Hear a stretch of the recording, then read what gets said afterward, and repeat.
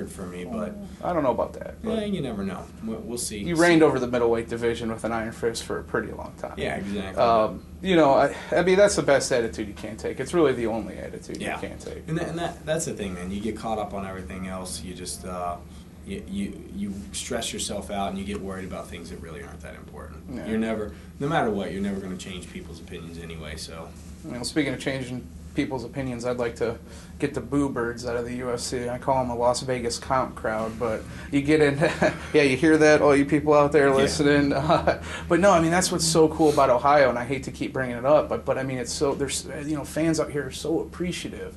And does that bug you when you go to, maybe not your fight, but when you go to a fight and people are booing, you know? I think the probably, I hate to call out people, but the worst place I've been for that was when we went to California. Okay, I can see that. California was probably the worst place for booing that I'd ever been to, and I can understand some frustration when a fight is a little boring and stuff like that, and you got to voice yourself and everything. But you know, ultimately, the fans have to realize that these two fighters, before they came out, didn't say, "Hey, I got a good idea. Let's try to make this as boring as possible." You know, I mean, well, you think they trained 3 months and busted their ass just to go out there and put on a boring show? No. Yeah. So, but yeah, it is a little frustrating. I mean, and nowadays, and I will say this, you know, in the past there have been a lot of fans that have booed over when the fight hit the ground, and even if the fight is active on the ground, there are people booing because they wanted to see the fight stood back up. Nowadays, you see people. I mean, the fans are more educated, and so they tend to just boo when the action gets slow, and you know, that's, like I said, I can understand the frustration in something like that. So it's getting much better. Yeah, well, we were talking about the popularity and rise of popularity in the sport. Now we've got some crossover guys coming over. Yeah. One of them's in your organization, the UFC, and that's Brock Lesnar. And the other one is the guy who's been drawing all the attention this past week is Kimbo. Yeah. What do you think about each one of those guys? I know they're totally different fighters and everything and backgrounds, but you know, I mean, there's always been talk about the WWE guys coming over to the UFC, and you know, Brock and Kurt Angle are two guys in particular. I believe they could come over to the UFC and be successful. You think Kurt Angle could come over? I think. I mean, of course, he would have to invest time into rounding his game up, but he's legitimately a good enough wrestler. I mean, understatement. Yeah. So, I mean, based on his wrestling ability alone, that would carry him quite well in the UFC. Now, if he complemented that with some boxing training and learned some basic jiu-jitsu to keep himself out of submissions, he could be a successful fighter in the UFC. As with Brock, you know, you brought Brock Lesnar in, and you put him up against the worst possible opponent. That's the whole thing. I mean, you put him up against a former heavyweight champion for his first fight in the UFC, and a freak at heavyweight jiu-jitsu. Yeah. So I mean, he's one of the best. He great on his back, and that's atypical for heavyweights in the UFC and stuff like that. So you know, with that in consideration, and I thought Brock came out. He was performing real well.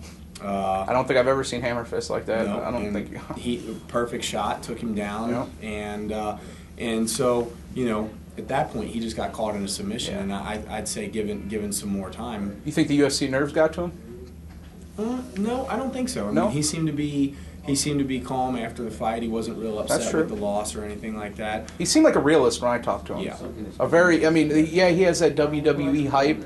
Yeah. But that's to sell. When you sit with that guy one-on-one, I don't think people realize how intelligent and how calm that guy is. Well, that happens with a lot of these fighters. But no, I think that had Brock come into the UFC with another heavyweight that only had 1 or 2 fights like himself, or had he invested another year's worth of time in a jiu-jitsu game, which I'm sure he will at this point if he wants a career in the UFC, things are going to be a lot different for him in the future. And I do think that there's a place for him down the road. Yeah, for sure. And then what about Kimbo? Have you been following that guy? You know, I watch him, and I don't know, he's still yet to win my heart over. I guess. Most definitely.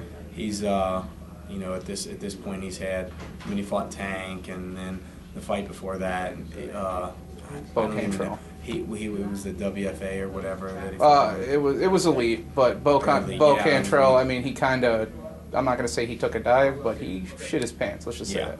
So you know, I think Kimbo still has some proving grounds, I guess, that he needs to walk over. However, I will say that he is aggressive, and that's something that could definitely carry him. You know, he's got that killer instinct mentality, and that's something that you need as a fighter sometimes. And he's got Boss Ritten's backing. Boss seems to, believe in him, whether that's Boss be it Boss or Boss really believe in that, So I guess that's a good endorsement. I guess the point of this, though, is MMA is blowing up. Yep. And so it's good for everyone. You got your Hummer on eBay. I do. Got any bids? Oh, yeah. I don't know. I haven't actually checked it. Yeah. Have you been handling it yourself, or you let No, other people? I've actually let some of the people at American Fighter handle it. So that's good. I heard you were giving some to charity. You want to talk about that? What we'll do is basically the way that we do charity is because I have the Keep It in the Ring Foundation with American Fighter. Now, why don't you tell us about that? Okay, what the Keep It in the Ring Foundation does is we'll hold charity events when we do the parties this week here at the UFC. I don't know what kind of deals they have set up on the percentages of the door, the percentages of liquor, and all that kind of stuff. Right. But usually, the Keep It in the Ring, these things, if this is a Keep It in the Ring, I believe Thursday and both Friday nights events are, then basically above and beyond the cost of running the event, everything else will be funneled into the Keep It in the Ring Foundation. And then from there, that's our charity organization. And now what does that do, to Keep It in the Ring? Now what we'll do with that is we'll take the money and then we'll actually funnel that out to we've given money to cancer societies and female fighters against domestic violence. Cool.